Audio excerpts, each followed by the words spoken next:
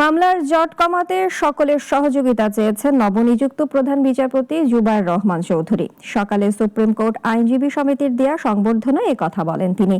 এ সময় প্রধান বিচারপতিকে বিচার বিভাগের সব স্তর থেকে দুর্নীতি ও সিন্ডিকেট নির্মূলের আহ্বান জানান ভারপ্রাপ্ত অ্যাটর্নি জেনারেল ও বার সভাপতি। অলিল রনের রিপোর্ট। সকাল 10:30 কানায় কানায় পরিপূর্ণ আপিল বিভাগ উপলক্ষ নবনিযুক্ত প্রধান বিচারপতি জুবায়ের রহমান চৌধুরীকে সুপ্রিম কোর্ট আইনজীবী সমিতি কর্তৃক সংবর্ধনা।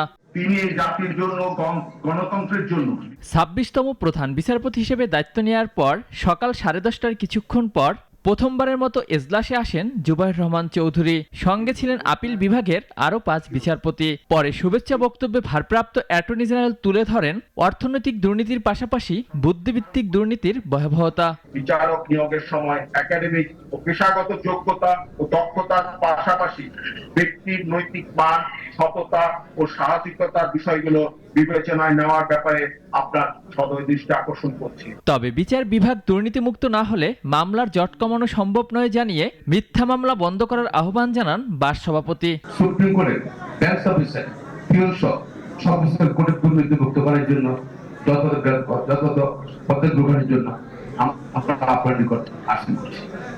পাশাপাশি নিম্ন আদালতে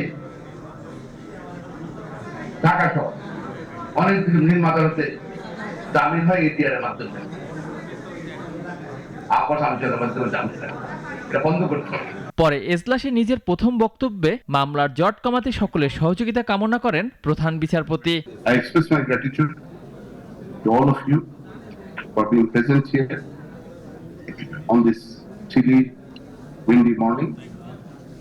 I seek your prayers and blessings for properly discharging this onerous duty and responsibility that has been cast upon you. এদিকে জ্যেষ্ঠতা লঙ্ঘন করে প্রধান বিচারপতি নিয়োগ দেয়ায় ছুটিতে গেলেন আপিল বিভাগের জ্যেষ্ঠ বিচারপতি আশফাকুল ইসলাম। যোগ দেননি প্রধান বিচারপতির সংবর্ধনা অনুষ্ঠানে। অলিউল রনি, নাগরিক, ঢাকা।